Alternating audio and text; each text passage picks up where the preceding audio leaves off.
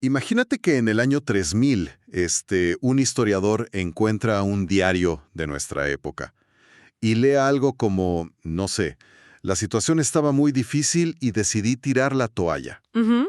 Y decide, pues, traducirlo palabra por palabra. Lo más seguro es que publique una tesis detallando cómo los humanos del siglo XXI, resolvíamos nuestras crisis emocionales aventando prendas de baño al piso. Claro, sería una conclusión, digamos, monumentalmente absurda, ¿no? Exacto. Totalmente absurda. Y el gran error de ese historiador del futuro sería asumir que nuestra comunicación era un bloque de texto 100% literal. O sea, ignorando que los idiomas están vivos, respiran y pues están repletos de frases hechas y modismos culturales. Y, híjole, es una equivocación increíblemente común.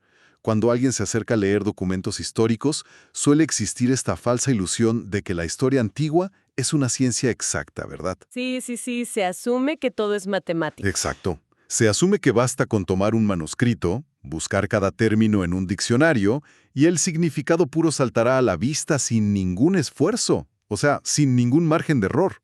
A ver, vamos a desglosar esto. Porque entrar a los textos antiguos en pleno siglo XXI es un reto enorme para quienes nos escuchan. Definitivamente, y es una trampa tremenda. Al enfrentarnos a manuscritos de hace 2000 años, redactados en lenguas que ya nadie utiliza en la vida cotidiana, ese diccionario milagroso se vuelve totalmente insuficiente. Ujú. El panorama de traducción es súper turbio y está lleno de matices que el tiempo, pues, ha vuelto invisibles. Y precisamente por eso la misión de nuestro análisis profundo de hoy es desentrañar uno de esos grandes matices. Así es. Vamos a tomar un estudio académico reciente, solamente esa fuente, para resolver un misterio histórico y lingüístico padrísimo, que ha moldeado las rutinas de millones de personas a lo largo de los siglos. O sea, un detalle que lo cambió todo. Sí, el objetivo es descifrar una sola frase, escrita originalmente en griego antiguo dentro del Nuevo Testamento. Mian ton sabatón. Mian ton sabatón, exacto. A través de esto queremos demostrar a nuestra audiencia cómo un simple modismo antiguo, la estricta gramática de una lengua muerta y, una palabra sobreentendida, cambiaron por completo las prácticas culturales de la humanidad. Lo fascinante aquí es que el Nuevo Testamento, bueno, no se redactó en el vacío. Está escrito en lo que los académicos llaman griego koiné. Ajá, el koiné. Sí, esta era la lengua común, digamos la lengua franca del siglo I en el Imperio Romano. Era el idioma de los negocios, de las calles, las carreteras. El inglés de aquella época para que nos entendamos. Ándale, justo así. Sin embargo, el detalle crucial es que los autores de estos textos eran, en su mayoría, personas con un trasfondo profundamente judío. Es decir, estamos hablando de pensadores que tenían toda la estructura mental de Oriente Medio, pero que estaban pues obligados a comunicarse en un idioma de origen europeo. Claro, para poder llegar a una audiencia global. Ujú. Esa mezcla es fascinante para cualquier lingüista, porque cuando el cerebro transfiere las estructuras de una lengua materna a un segundo idioma, se generan lo que llamamos hebraísmos. Hebraísmos, ok. Sí, son formas de pensar muy particulares del hebreo o arameo que, al ser forzadas dentro de la gramática griega, suenan muy raras y adquieren significados que un ateniense nativo probablemente jamás usaría de esa manera. Claro, porque no es su lógica nativa. Entonces, para poder desarmar la frase mianton sabatón, supongo que el primer paso lógico es aislar la palabra que causa la mayor parte de este choque cultural, ¿no? La palabra sabatón. Exactamente. Y eso nos obliga a hablar de cómo el mundo antiguo medía el paso del tiempo. A ver, cuéntame de eso. Pues en el entorno judío de aquella época, la conceptualización de los días era radicalmente diferente a la estructura grecorromana, o a la que usamos actualmente. Ujú. En ese entonces, el concepto de lunes o martes simplemente no existía. Wow, no tenían nombres para los días. No, no como los conocemos. Toda la brújula cronológica y social giraba en torno a un solo ancla temporal, que era el día de descanso, el Shabbat. O sea, todo era relativo a ese punto. Exacto. Los días se contaban en función de su distancia hacia o desde ese evento semanal. Y por esta enorme fuerza cultural, la palabra griega sabatón desarrolló un doble significado en los textos de esa región. ¿Un doble significado? Sí, por un lado conservó su significado original y literal, que es el séptimo día de descanso, el sábado. Ok. Pero simultáneamente comenzó a usarse para describir el periodo completo de 7 días que había entre un Shabbat y el siguiente, o sea, la semana entera. Ah, ok, ok. Para aterrizar este doble sentido, me gusta pensarlo como lo que ocurre en nuestro idioma con la palabra día. A ver. Si alguien dice, oye, trabajé de día, pues todos entienden que se refiere exclusivamente a las horas en las que hay luz solar, ¿no? Claro, en oposición a la noche. Exacto. Pero si esa misma persona dice, el viaje a la montaña dura un día, se entiende que es un ciclo ininterrumpido de 24 horas. Sí, sí, sí. O sea, la misma palabra abarca tanto un momento específico, la luz del sol, como el ciclo temporal más amplio que lo contiene, que son las 24 horas. El mecanismo es muy similar. La misma etiqueta verbal cubre dos rangos de tiempo distintos. Pero el problema para quienes hablaban griego en el siglo I era que usar la palabra sabaton para ambas cosas, pues creaba un riesgo de ambigüedad altísimo. Y ahí, justo ahí es donde me surge una gran duda. Si la palabra significaba dos cosas completamente distintas, ¿cómo sabían los lectores de la época a cuál de los dos significados se refería el autor, digo sin confundirse todo el tiempo? Es una excelente pregunta. El margen de error para malinterpretar un texto debió ser enorme, ¿no? Pues parecería, pero no lo era tanto. Porque el griego antiguo no dependía de un contexto vago. Funcionaba de manera muy similar, digamos, a un lenguaje de programación moderno. A ver, ¿como un código? Exacto. Dependía de reglas de sintaxis extremadamente rígidas. Cada terminación, cada prefijo, indicaba exactamente el género, el número y la función de la palabra en la oración. Era matemáticamente preciso. Y eso es lo que nos da la llave para resolver este misterio en la actualidad. Ok, entonces, imaginemos que estamos auditando un código informático. Tal cual, tenemos la frase completa, mian ton sabaton. Son 3 comandos, por así decirlo. Así es. El estudio nos indica la matemática de la frase. Mian, que significa una. Ton, que equivale a de los, y sabaton, que ya vimos que puede ser sábados o semana. Entonces, ¿qué nos dice la primera línea de este código gramatical? Pues, si revisamos el funcionamiento de la primera palabra, mian, vemos que tiene una característica innegociable. Es un numeral de género femenino. ¿Femenino? Ok. Sí, en español sería simplemente una, pero en las reglas del griego, una palabra con etiqueta femenina no puede existir flotando sola en el vacío. Es como una pieza de rompecabezas. Si el borde tiene una forma específica, pues forzosamente exige otra pieza que encaje exactamente con ella, ¿verdad? Esa es la mecánica, tal cual. Y aquí ocurre algo que en lingüística se conoce como elipsis. Elipsis. Sí, falta una pieza. El texto no incluye el sustantivo femenino al que Mien está calificando. Hay una omisión deliberada porque el autor sabía que el lector de su época iba a sobreentender de inmediato qué palabra faltaba. ¡Wow! O sea, ¿era tan obvio para ellos que ni le escribían? Exactamente. En este caso, la palabra invisible es hemeran, que es el término griego para día, y que casualmente es de género femenino. ¿Día es femenino en griego? Así es. Así que, aunque el ojo solo lee una, el cerebro antiguo procesaba un día o una día en su mentalidad gramatical. Pero espera. A ver, si la idea era decir que algo era el primer día, sigo viendo un choque cultural aquí. Entiendo que los griegos tenían palabras específicas para los números ordinales, ¿no? Como primera o segunda. Sí, claro. Porque aquí es donde detonan los hebraísmos que mencionamos hace un momento. Ah, ok. Rigurosamente, la gramática griega exigía el ordinal proté, que es primera.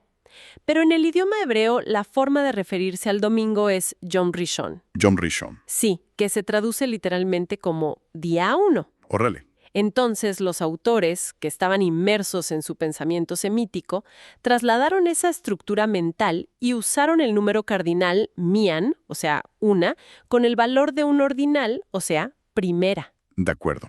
Entonces, la primera parte del código nos arroja el primer día. Luego nos topamos con el resto del comando, ton sabatón.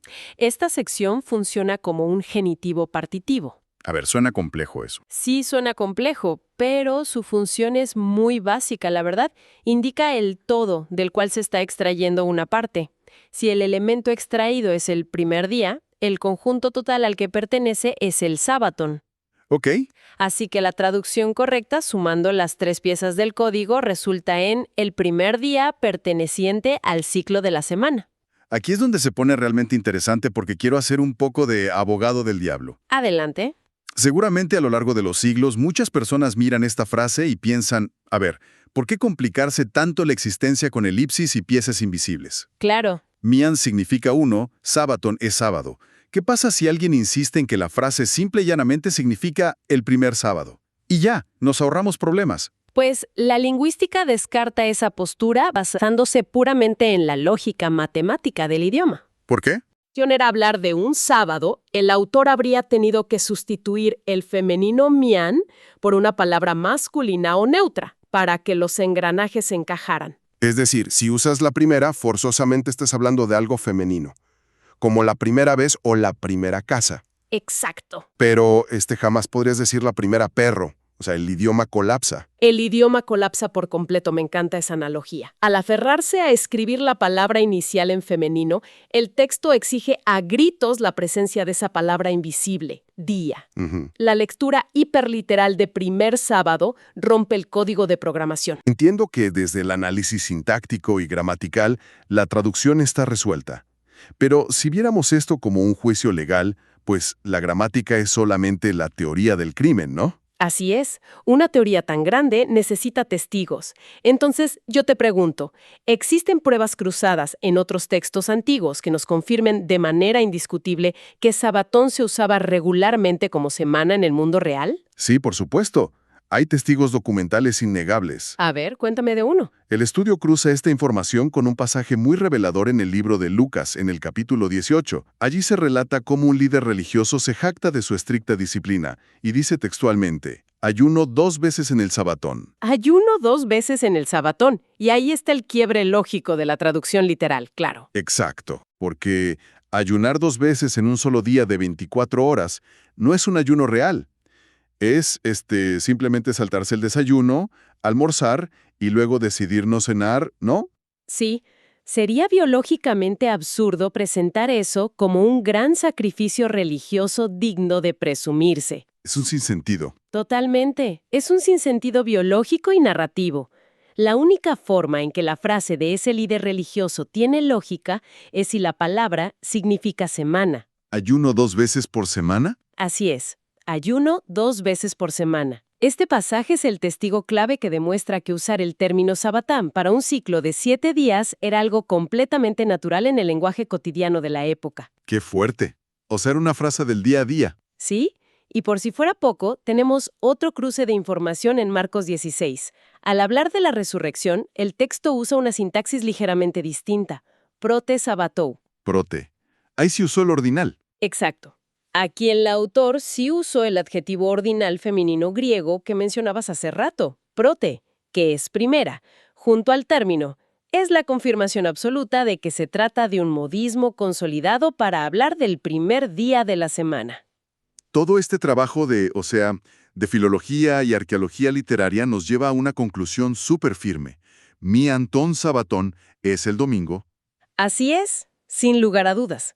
Pero ahora hay que sacar esta información de los pergaminos y pues llevarla al plano social. Hay que conectar esto con el impacto histórico real. Claro, las implicaciones prácticas. Exacto. ¿Qué hacían entonces los primeros grupos de fe los sábados y qué hacían los domingos? Porque me imagino que estas prácticas no operaban en el vacío, tenían un propósito. Pues al revisar los registros históricos de los apóstoles, vemos 2 escenarios de comportamiento completamente distintos, y cada uno está atado a un día específico. Ok, a ver, explícanos eso. Hablemos primero del sábado. En documentos, como el libro de los Hechos, vemos constantemente a figuras como Pablo acudiendo a las sinagogas los sábados. Ajá. Y aquí es donde la sintaxis vuelve a ser vital. El texto original griego usa la palabra etos para describir por qué iba. Etos. De ahí viene nuestra palabra ética. Pero me imagino que el significado original apuntaba a otra dirección, ¿no? Sí, apuntaba más bien a un hábito, una costumbre, o en este contexto histórico, a una táctica social. Una táctica. Exacto. El texto no dice que iba a la sinagoga a tener un servicio interno para su nueva comunidad. Iba porque el sábado era el día en que toda la comunidad judía y gentil de la ciudad ya estaba congregada en un solo lugar. Ah, ok. Era el foro público, el espacio estratégico perfecto para debatir ideas y convencer a nuevas audiencias. Era puro pragmatismo misionero. Claro, o sea, si quieres difundir una idea nueva, vas a la plaza pública en el momento de mayor afluencia. No vas a convocar un evento, no sé, un martes al mediodía cuando la gente está trabajando la tierra. Exactamente, no tendría sentido. Entonces, ¿qué significa todo esto? O sea, ¿qué papel jugaba nuestro famoso Mianton Sabatón el domingo? El domingo operaba en una esfera totalmente distinta, la esfera de la identidad. Identidad. Sí, en pasajes clave, la sintaxis cambia cuando habla del primer día de la semana. Se liga de manera directa y exclusiva a la liturgia interna. Ok.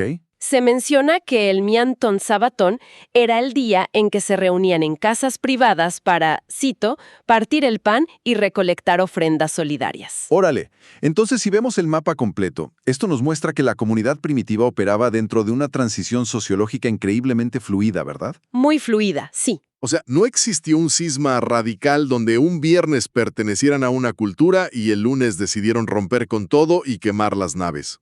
Si conectamos esto con el panorama general, observamos un proceso orgánico y, la verdad, muy brillante. Ujú. La nueva fe no destruyó su contexto de la noche a la mañana. Mantuvieron el sábado como su herramienta cultural y argumentativa hacia el mundo exterior, respetando el etos de su sociedad. Claro. Pero, simultáneamente, fundaron en el domingo su nuevo pilar de comunidad interna, un espacio seguro para construir su identidad. Híjole, es fascinante ver cómo rastrear la pista de una simple regla gramatical nos permite desenterrar los engranajes completos de una transición social masiva, ¿no? Totalmente.